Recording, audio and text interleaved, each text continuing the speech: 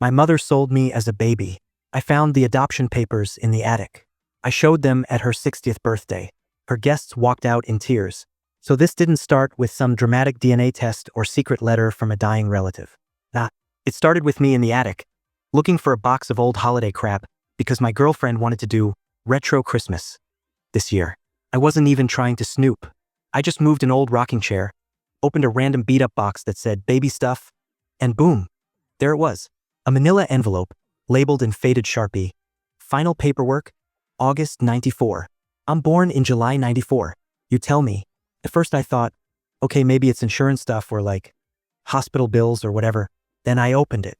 And yeah, no warning. Just straight up adoption certificate. Legal. Stamped. Signed. Not even from my city. Different state. Different name. My mom's name nowhere on it. I just sat there holding it, with glitter snowflakes falling out of some old tree garland onto my lap. And I swear I thought I was in the middle of some twisted Christmas rom-com plot. Only it wasn't funny. I'm 29, by the way. Never looked like anyone in my family. Always got the "you're adopted" LOL jokes from cousins. My mom would just smile and say I was a miracle baby. Cool. Guess the miracle was how well she lied. So yeah, if your parents ever said something like, "You just showed up when we needed you most," maybe hit subscribe, because this story, it gets worse. And I know what you're thinking. Why go public with this? Why blow it all up at her birthday of all days? I don't know. Maybe it's because she spent my whole life calling me too dramatic for asking basic stuff about my baby photos. Maybe it's because she looked me dead in the face when I was 16 and said, "Some things are better left unknown." Maybe I just needed her to feel it, out loud, in front of everyone. So yeah, I brought the envelope to her 60th birthday, right into her hands. And I waited. I grew up thinking we were the kind of family people envied. Packed station wagon on summer weekends, matching pajamas under a blue-lit Christmas tree, and mom's famous lasagna that tasted like sadness mixed with oregano. Cozy, comforting, and a little off. But even as a kid, part of me felt like I didn't fit. There were no baby photos of me in those glossy frames. No onesies hanging on the walls, just empty spaces and the whir of the printer grinding out holiday cards that excluded me. I shrugged it off with humor.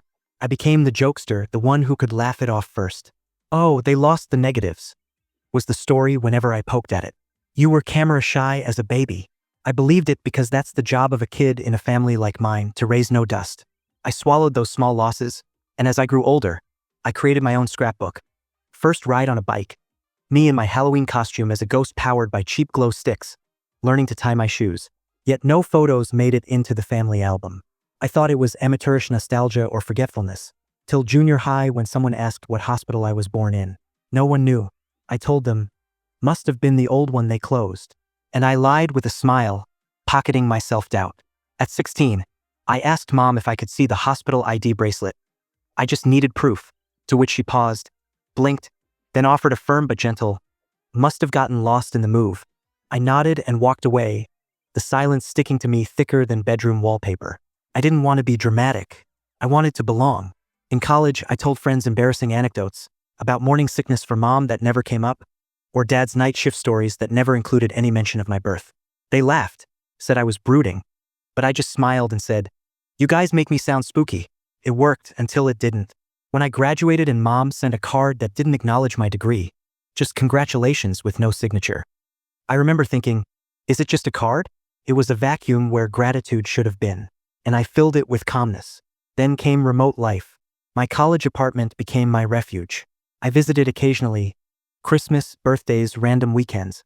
Every time I'd ask for old pictures of the baby blanket, probably in storage, mom would say, of tiny shoes, hand me down, of dad's face when I came home.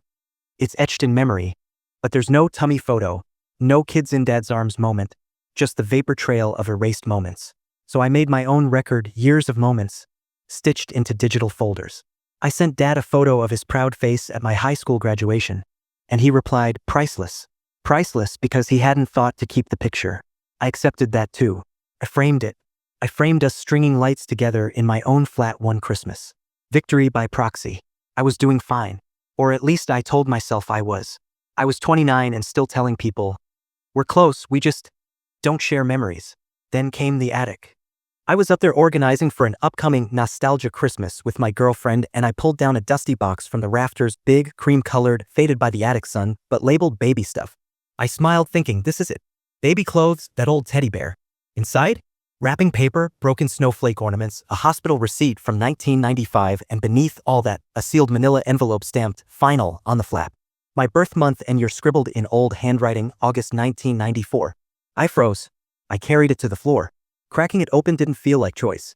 It was recoil. Inside was a birth certificate, no, an adoption certificate in a different town. My name was not on it. Another name. Another mother. Another just signature stamps. Adoption finalized 2 days before my birth. This was no hidden gem. This was a bomb meant to blindside me. Snowflake ornaments rattled as I stood staring at it, inches from oblivion.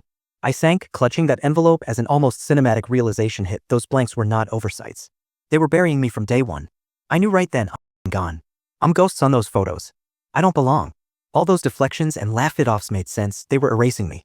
And the attic smell changed too, like regret and injustice baked into wood. I sat there for hours, letting it all fall. And for the first time in my life, I believed I wasn't the crazy one. I was the erased one. And I was awake now. And the thing is, it wasn't just memories I was missing, it was a sense of belonging.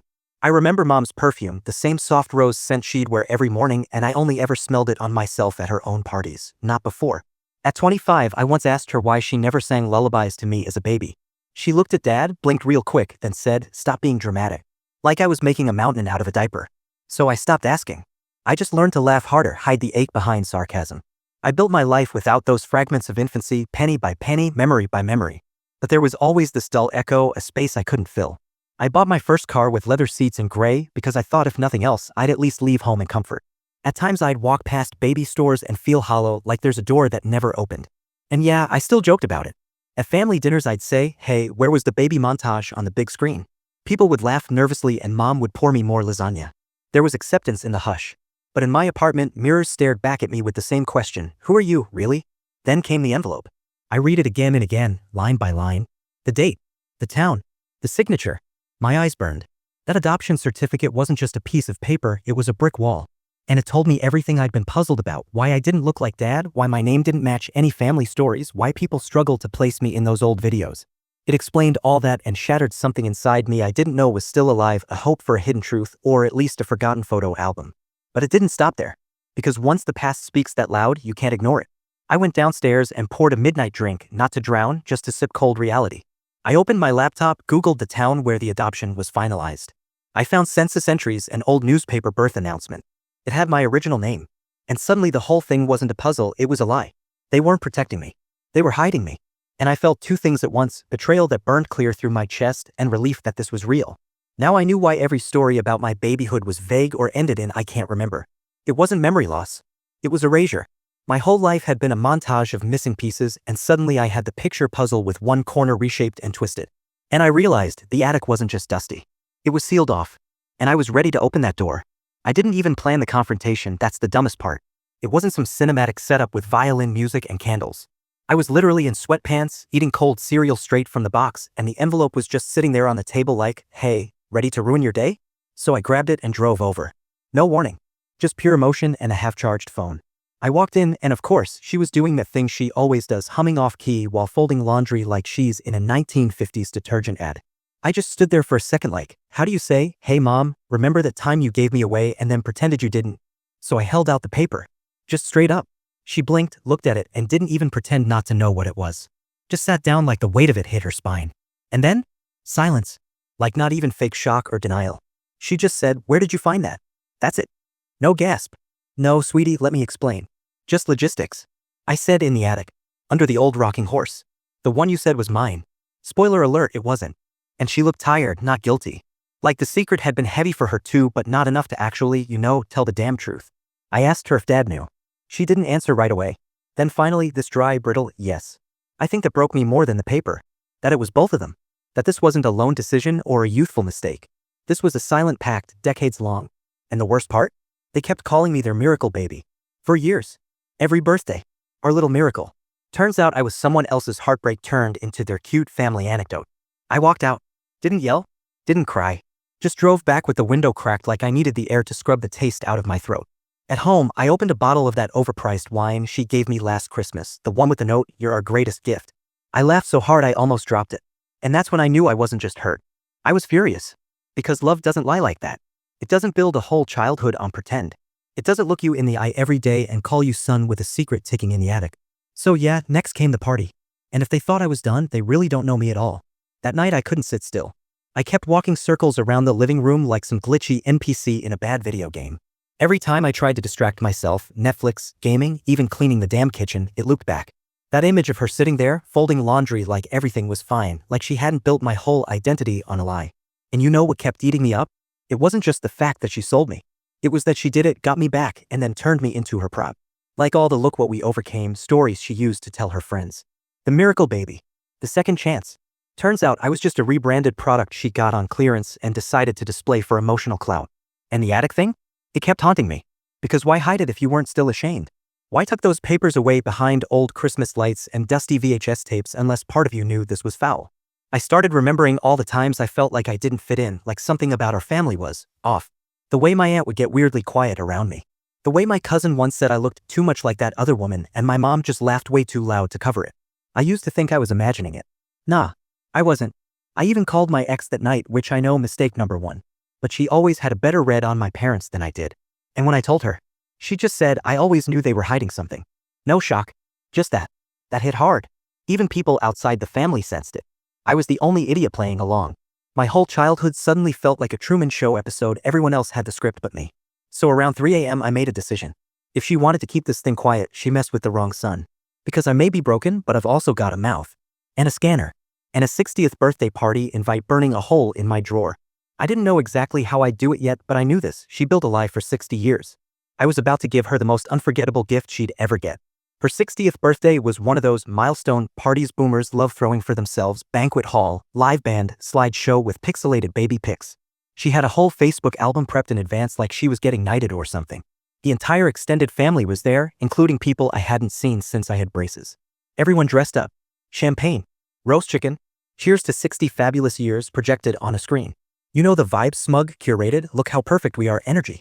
I showed up in a thrifted blazer and the quiet rage of a man who'd barely slept in 4 days. And taped inside the front pocket of that blazer? Copies of the adoption papers.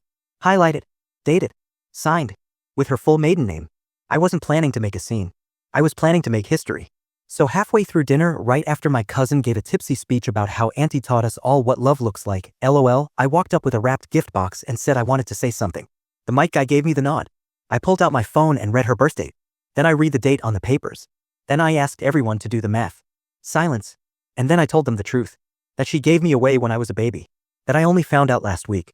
That every single bedtime story, every miracle baby line, every cute little family narrative was a cover-up. I held up the papers. People started whispering. A few gasped.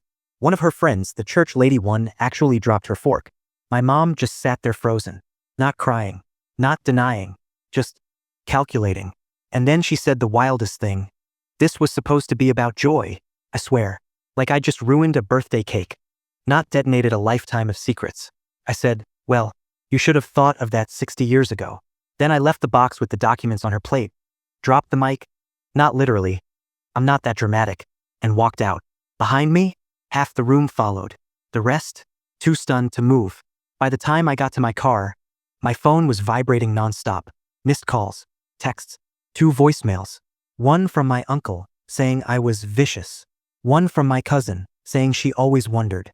When I got home, I opened a beer, sat on the floor, and finally let myself cry. Not because I was sad, because it felt like stepping out of a cage. And yeah, maybe the way I did it was brutal, but at least it was real.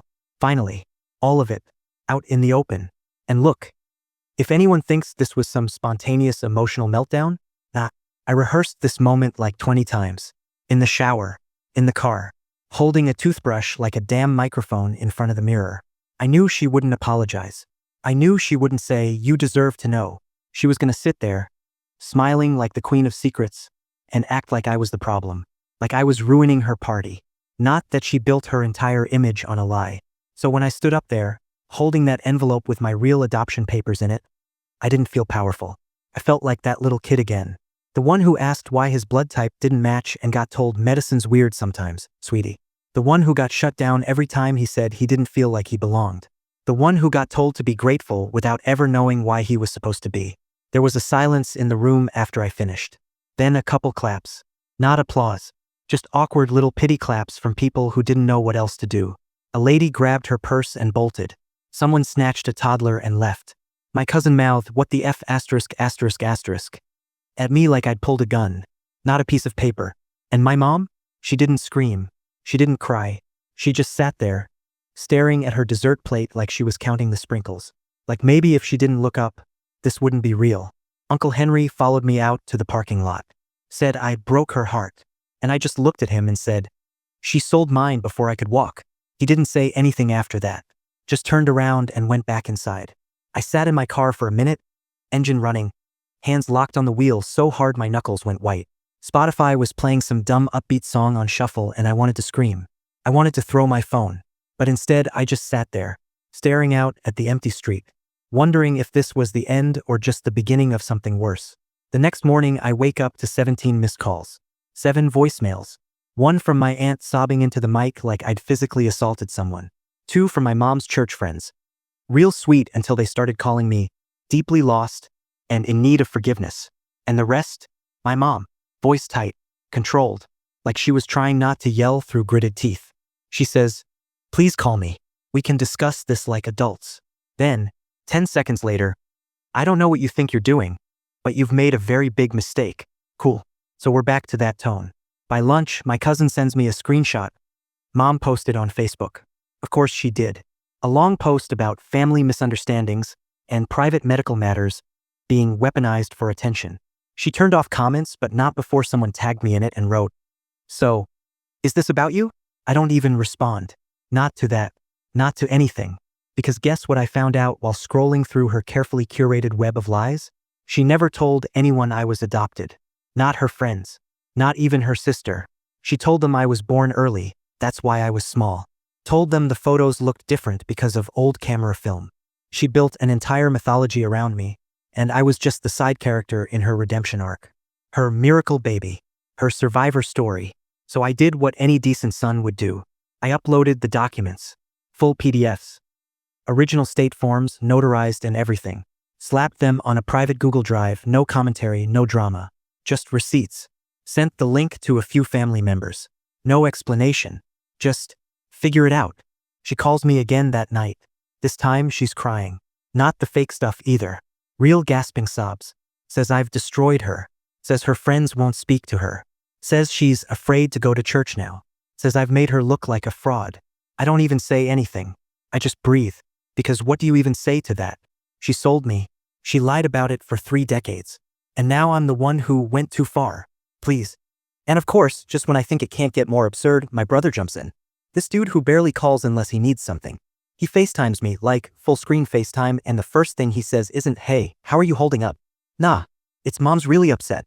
Can you just take it down for now?" For now. Like truth has a trial period or something. I laugh. I actually laugh out loud and ask him if he even read the documents. He says, "Well, yeah, but you know how she is." Exactly, bro. I know exactly how she is. You think that's the flex you think it is? He tries to guilt trip me with the whole "she raised us, man" angle, but like, did she? Did she actually raise us, or did she just perform motherhood while lying to literally everyone she knew? I tell him I'm not taking anything down. That I'm done being the kid who keeps the peace while mom gets to be the misunderstood martyr. He says, "You've changed." I say, "Yeah. That was the point." Later that night, I get another call, blocked number this time. I let it go to voicemail, and when I finally listen, it's her voice again, lower this time. Calmer. Like she's trying a new strategy. She says she forgives me. She actually says that. "I forgive you for this outburst." Like she's the saint and I'm some confused child throwing a tantrum. And I realize she's not sorry. Not even a little. She's just scared. Scared of what happens when her version of reality stops working. And honestly, that terrifies me more than the lie ever did. So yeah, the next morning I check my phone and it's just a swamp of passive-aggressive Facebook comments, texts from random cousins I haven't spoken to in years suddenly very concerned about my mental health, and a cherry on top. A post from my Aunt Carol tagging me in a Bible verse about forgiveness. Classic Carol.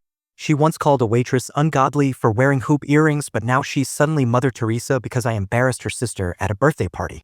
I don't even bother replying. What would I say? "Hey Carol, remember when you told me to my face that my real dad probably bailed because I cried too much as a baby?" Yeah. Sit this one out. Meanwhile, Mia, my wife, not my daughter, comes home from a night shift and I can tell she's been reading through the same comments. She doesn't say much, just drops her bag and hugs me from behind while I'm trying to eat leftover lasagna for breakfast. She says, "You did the right thing." And I want to believe that. I do. But every time I hear my mom's voice in that voicemail, I forgive you for this outburst, I feel like I'm losing it again. By noon, mom's church group has fully mobilized. Apparently now I'm attacking a grieving woman and trying to ruin her legacy. Legacy? Sis, she sold me. Like literally put a price tag on my existence and handed me off like a Craigslist couch. But sure, legacy. And then, the kicker. I get a letter. Like a real paper envelope delivered by hand. No return address. Inside is a handwritten note, shaky, messy ink, just one sentence, you were never supposed to know. That's it. No name, no context. But it's in her handwriting. I'd know it anywhere. I sit there on the stairs, just staring at it like it might change if I blink enough. And all I can think is, who else knew? So here I am, weeks after the birthday bomb, sitting in my living room with a framed adoption certificate glaring at me from across the room. My therapist says it's called reclaiming your narrative. My dog tilts his head whenever I glance at it like he's thinking, dude, that's intense. But I get it. That piece of paper is my story now. Not hers. Every morning I walk in, I don't feel resentment. I feel ownership. I've gone from being her convenient secret to being the guy who has the receipts. And things are different now. I didn't become one of those people who rant on social media or paint motivational quotes everywhere. I'm not posting about it or tattooing hearts on my chest or hosting live streams. I just took my life book, turned the page, and moved the picture where it belongs. In my house. In my head. I still don't delete her name from my phone, pure schadenfreude. Every time her number flashes, I let it ring. No buzzer, no yes, this is your son moment. Just silence. Meanwhile, the rest of my phone Rolodex has people I actually talk to. Friends who show up. Me, a school principal texting me to say she's thriving. For science fair project. A slide-in neighbor asking if they can help paint my fence. These real connections beat a perfect family narrative any day. Finances are normal again. No more church donation, awkward panhandling at my door. Mom's still posting vague updates like, healing is a process, but she hasn't dared tag me in anything. That's fine. I don't need to be in her highlight reel. I set up the framed certificate next to my first paycheck and my favorite photo of Mia with a glitter crown. I call it the triangle of truth. It's not angry. It's just accurate.